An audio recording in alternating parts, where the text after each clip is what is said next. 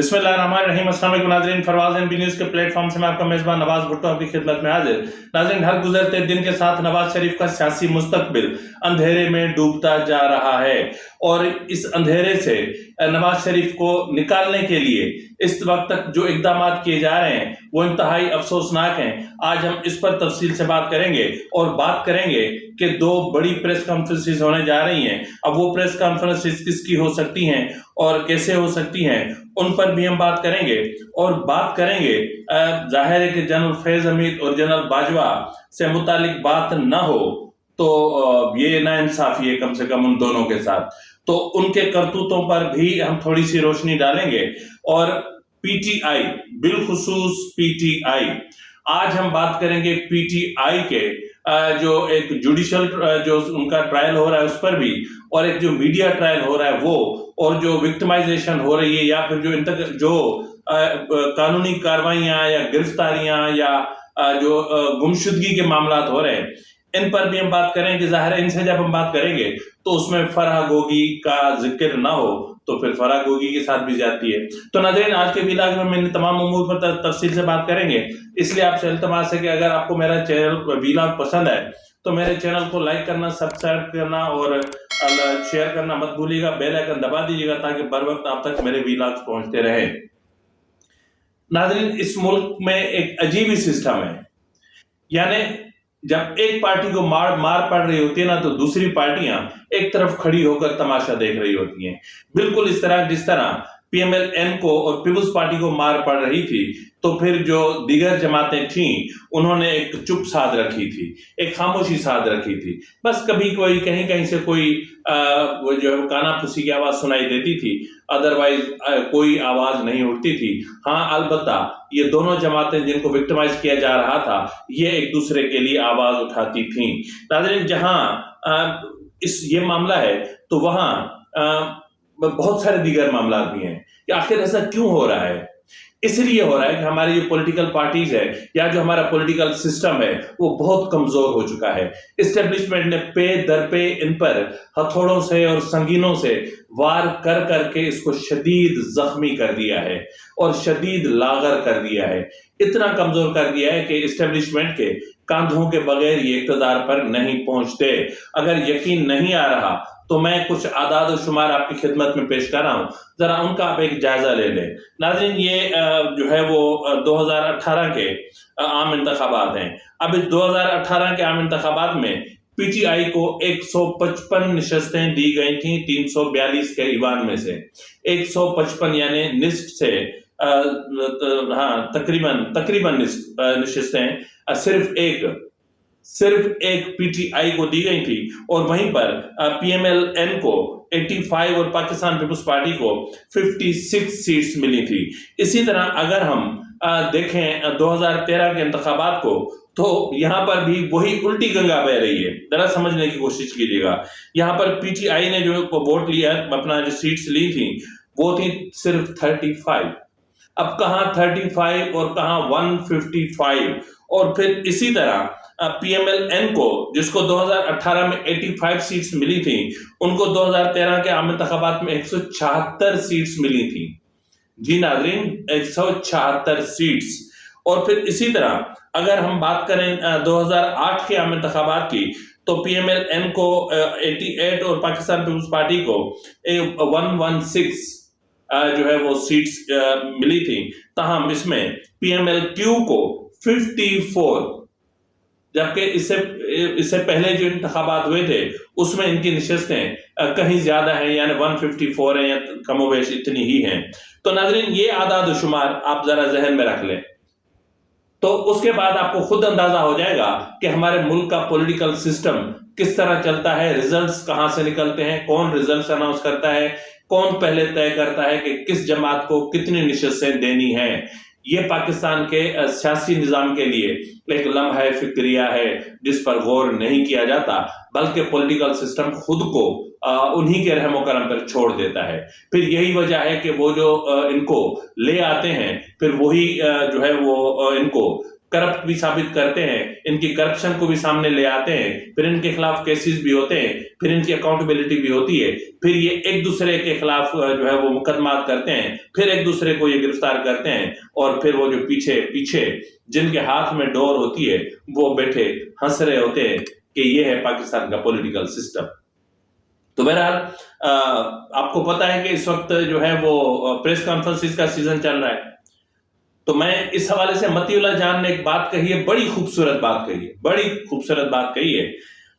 उन्होंने सीधा सीधा कहा है कि जी जो पीटीआई के लोगों को जिस तरह गुमशुदा करके, फिर उनकी ड्राई क्लीनिंग करके, फिर उनको वॉश करके, फिर उनको साफ सुथरा करके किसकी प्रेस कॉन्फ्रेंस करवाई जाती है, किसी की जो है वो इंटरव्यू करवाए जाते हैं, इससे बेहतर था कि सिर्फ 2 लोगों के इंटरव्यू करवाए जाते। और वो 2 लोग जो थे वो होते जनरल कमर जावेद बाजवा और जनरल फैज हमीद। तो बस फिर सब कुछ जाहिर हो जाना था, उनको कुर्सी से बांध के बिठा दिया जाता और फिर इनका इंटरव्यू करवाया जाता, इनकी प्रेस कॉन्फ्रेंस करवाई जाती, फिर सब खुल के सामने आता। लेकिन ऐसा नहीं किया गया और नहीं किया जा रहा है। लेकिन यहां पर एक चीज जो है वो हैरानकुन तौर पर हो रही है, वो ये है कि जिस तरह जनरल कमर जावेद बाजवा और बिलखुसूस जनरल फैज हमीद की करप्शन और उनके जो अख्तियारात के गलत इस्तेमाल और आइन की खिलाफ वर्जियों से मुतालिक जिस तरह जनरल फैज हमीद को बड़ी फराख दिली से अदालतें उनको जो है वो एक इजी पैसेज दे रही हैं, या उनको जो है वो एक सहूलियात फराहम कर रही हैं, या उनके लिए जिस तरह जो है वो सहूलत अपना रिलीफ फराहम कर रही हैं, तो उसी तरह उनका जिस तरह मीडिया ट्रायल हो रहा है ये भी अपने आप में हैरानकुन है। क्योंकि आपको पता है कि हमारी मीडिया भी हमारे पॉलिटिकल सिस्टम का हिस्सा है। ये हमारा जो इलेक्ट्रॉनिक मीडिया है ये पॉलिटिसाइज हो चुका है। इनके एंकर्स हों, मीडिया हाउसेस के मालकान हों, ये सब टक्कों में बिक चुके हैं। किसको रखना है, किसको नहीं रखना, किसका टिकर चलेगा, किसका नहीं चलेगा, किसकी खबर चलेगी, किसकी खबर नहीं चलेगी, ये डिसाइडेड होता है, ये डिसाइड होकर आता है कि ये करना है। और किस एंकर पर्सन को रखना है, किसने जो है वो पॉलिसी की खिलाफ वर्जी की, किसको किक आउट करना है, ये सब फैसले वहीं से होते हैं। तो बहरहाल ये तमाम चीजें उनकी मर्जी के बगैर तो नहीं हो सकती, ये सोचने की बात है। तो मैंने ये बात इसलिए की कि प्रेस कॉन्फ्रेंसिस का सीजन है, तो इस वक्त जो अहम तरीन प्रेस कॉन्फ्रेंसिस होने जा रही हैं, वो मैं नाम आपको बताता हूं। यहां पर सबसे पहले मैं जिक्र करना चाहता हूं फराह गोगी का। अब फराह गोगी पर मैं उनके जो करप्शन के जो तफसीलात फराहम की गई हैं, या जिस तरह उनका जो है वो एक आज सुबह से अचानक से एक तूफान बर्पा हो गया है, ये बहुत अफसोसनाक है। अफसोसनाक बहुत सारी चीजें हैं, इसलिए कि जिस तरह फराह गोगी का आज बदतरीन अंदाज में मीडिया ट्रायल हुआ, या जिस तरह से जो है वो पीटीआई का जुडिशियल ट्रायल और फिर मीडिया ट्रायल हो रहा है जिस बेरहमी से, उससे एक तासुर तो कम से कम क्रिएट हो ही रहा है। वो ये है कि पीटीआई को दिन ब दिन आप मजलूम बनाते जा रहे हैं, आप पीटीआई को शहीद बनाते जा रहे हैं। अगर आने वाले आम इंतखाबात में इमरान खान अपना नायब मुकर्रर नहीं करता, अगर इमरान खान नायब मुकर्रर नहीं करता, पीटीआई को बैन कर देते हैं, तो फिर उसके कॉन्सिक्वेंसेस क्या होंगे, उसके नतायज कौन देखेगा? पीटीआई नहीं होगी इलेक्शन में, वोटर नहीं निकलेगा, टर्नआउट कहां जाएगा? यही डर है पीएमएल-एन को, कि जिसकी वजह से उन्होंने अब ये कहना शुरू कर दिया है कि यकसा जो है वो एक लेवल प्लेइंग फील्ड भी होनी चाहिए और इंसाफ के यकसा मौके फराहम किए जाएं। तो अब जिस तरह, अब मसला ये है कि जिस तरीके से फराह गोगी को आज एक्सपोज करने की कोशिश की गई, ये सब चीजें छप चुकी, पुरानी हो चुकी, घिस पिट चुकी। आज वही टेप नए सिरे से जोड़ के और फिर पेश की गई, लेकिन सारे किस्से में एक शख्स नहीं था, एक सहूलतकार नहीं था, एक बड़ा क्रिमिनल नहीं था। वो था चीफ ऑफ आर्मी, साबिका chief of army staff general Qamar Javed Bajwa, के जिसने हालात को देखते हुए फराह गोगी को इसके मलिक रियाज के तैयारे पे बिठा के या जहाज पे बिठा के उसको दुबई भिजवा दिया था। फिर वहां से वो चली गई सिडनी या आई डोंट नो कहां पर भी है। तो फिर कमर जावेद बाजवा को क्यों नहीं पकड़ते सहूलतकारी में?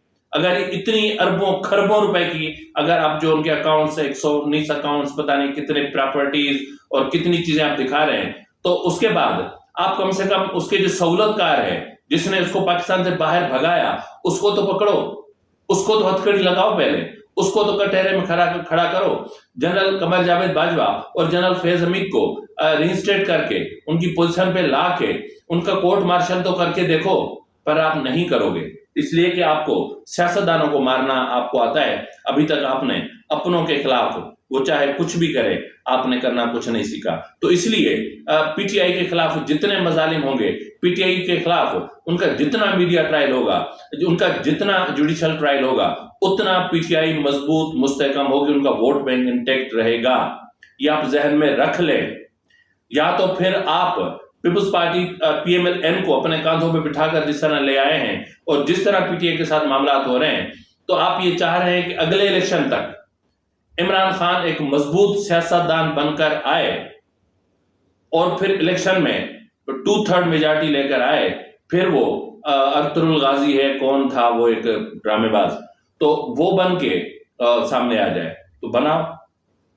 بہرحال ایک چیز تو میں مانتا ہوں، عمران خان کو ایک فن بڑا خوب آتا ہے کہ اس کو میڈیا میں ان رہنا آتا ہے، چاہے وہ جیل میں ہے لیکن میڈیا میں ہے، وہ سوشل میڈیا میں ہے، وہ الیکٹرانک میڈیا میں ہے، چاہے ان کے نام پر پابندی ہو لیکن وہ ہے۔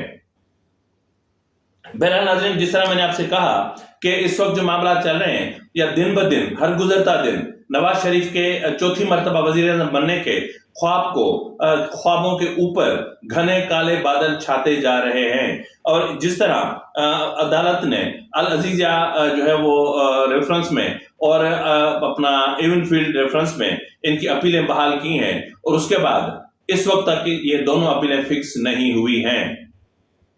جب تک یہ اپیلیں فکس نہیں ہوتی، اگر یہ جو ڈیٹ ہے یہ مطیع اللہ جان نے کی محنت ہے، تو مطیع اللہ جان کا کہنا ہے کہ اگر ہم 8 فروری 2024 کو ووٹنگ ہونی ہے تو پھر اس حساب سے 21 دسمبر تک کاغذات نامزدگی جمع کروانے یا داخل کروانے کی آخری تاریخ ہو سکتی ہے، لگ بھگ یہی ہوگی۔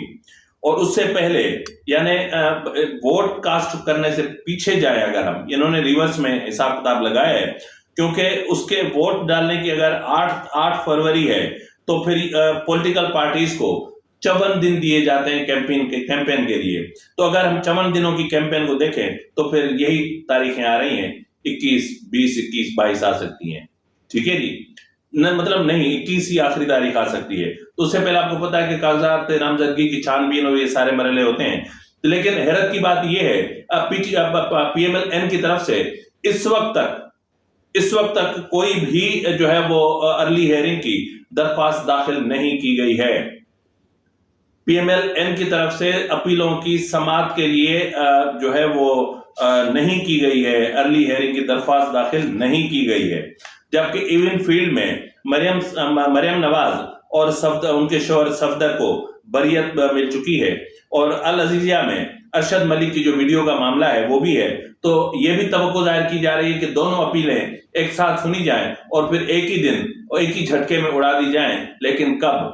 یہ ایک بہت بڑا سوالیہ نشان ہے جس کا جواب فی الحال کہیں سے بھی نظر نہیں آ رہا، اور نہ ہی وہ جو ان کے دنیا کے سب سے بڑے قانون دان اعظم نذیر تارڑ اور پھر یعنی تارڑ برادران عطا اللہ تارڑ، تو ان کی طرف سے بھی ابھی تک کوئی چیز نہیں آ رہی۔ یا تو پھر جس طرح میچ فکس ہے تو اس فکسنگ کو اگر ہم دیکھیں تو پھر یہ ممکن ہے کہ اچانک سے یہ سب کچھ ہوگا، پھر ایک ہی دن ہوگا، کیونکہ یعنی 2-3 دن پہلے ہی ان کو 2-3 دن کی تاریخ ملے گی درخواست داخل ہونے کے بعد، اور پھر ایک ہی دن یہ معاملات ہوں گے۔ تاریخ اس لیے جلدی ملے گی کہ جو ہے وہ تاکہ اس معاملے پر میڈیا کو زیادہ بات چیت کرنے سے روکا جا سکے۔ تو بہرحال ناظرین، فی الوقت کے لیے اتنا ہی، ملتے ہیں اگلے ولاگ میں، تب تک اجازت دیجیے، فی امان اللہ۔